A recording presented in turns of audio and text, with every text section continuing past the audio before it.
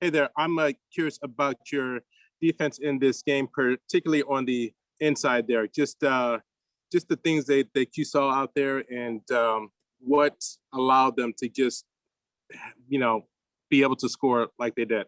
Well, first half, I thought we did a good job defensively. We couldn't score for a long period, turned it over, which, led to a lot of their baskets in the first half, and the foul shots. I think in the second half, they were cutting well. They started feeling more comfortable in what we were doing. I think the first half we threw them through a loop, but they cut in front of us. We had some defensive breakdowns, and they were able to get 50 points in the paint, which is a lot. And so obviously we got to do a better job in that. But tonight, to me, it was the turnovers that led to a lot of points, as well as putting them on the foul line. And then just the offensive efficiency that you saw on Monday, it just seemed a little bit more choppier there tonight. Like it was just harder to kind of get things. You're exactly right. When we get organized and we're in the right spot and we're sharing the ball, we end up getting good shots. When we go a little rogue, and sometimes we're kind of overplaying a little bit, trying to do too much rather than share the ball. That's when we turn it over, and bad shots come and lead to fast breaks. And so tonight we just took a step back.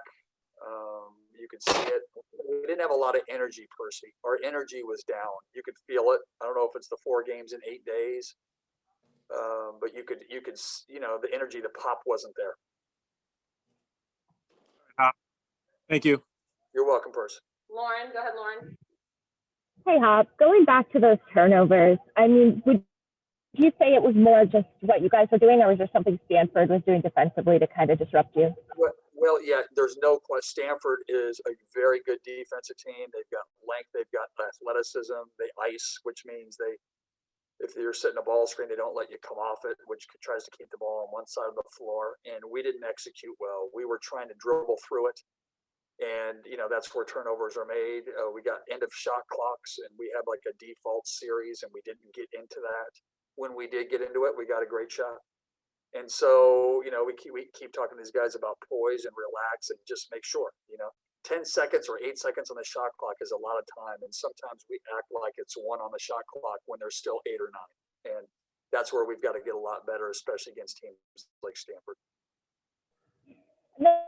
And you had Cole tonight, who was a bright spot.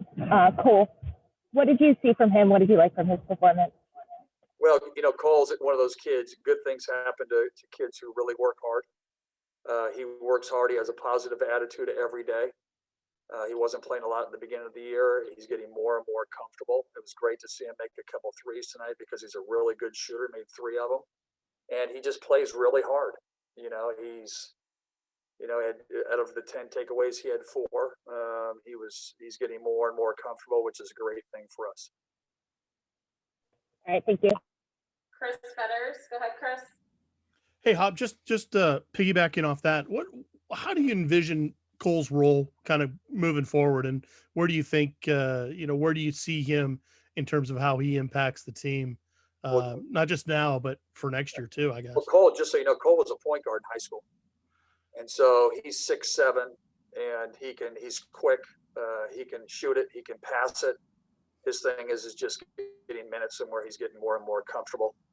His body's got to get stronger, like all of ours. But he's just a kid who does everything right. He's positive. He brings it every day. You can challenge him, and he'll still fight through it. And so he's got a lot of the characteristics of what make up just a high level player, and you're starting to see bits and pieces of it. And when he puts it all together, he's going to be a problem for a lot of people.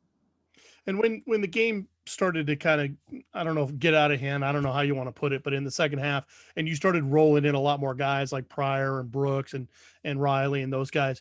Cole mentioned Pryor, for instance, finding him on threes, and Brooks obviously had 6 points. And, are there some guys that are in the back end of this thing starting to create a problem for you in terms of trying to find minutes? Oh, are you kidding me? My biggest thing, and everybody knows me, it's all about energy for me.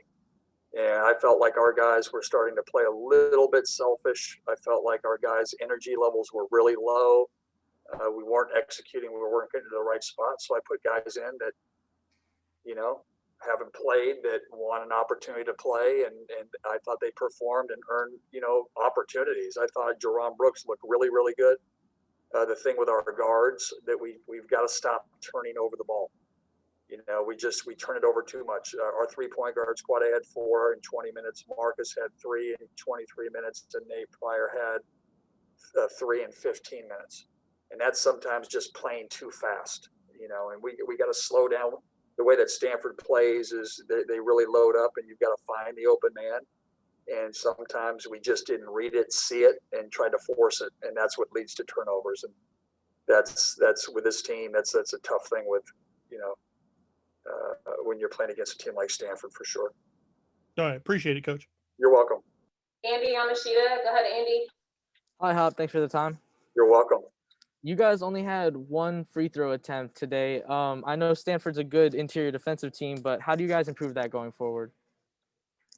Oh, I thought, we go aggressive. I thought we went aggressive like 6 or 7 times. And, I don't know why we don't go to the foul line. I don't know. You'd have to ask the officials on that one. You'd have to ask them.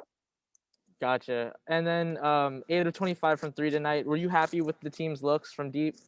I thought we got some good ones. I also thought we forced some, but listen, we're at our best. I felt like Jamal Bay had 4 or 5 that he didn't shoot, and we need him to shoot those. Sometimes, when you get an opportunity for your best shooter or one of your best shooters to get an open shot, you got to shoot them, and we got to be ready.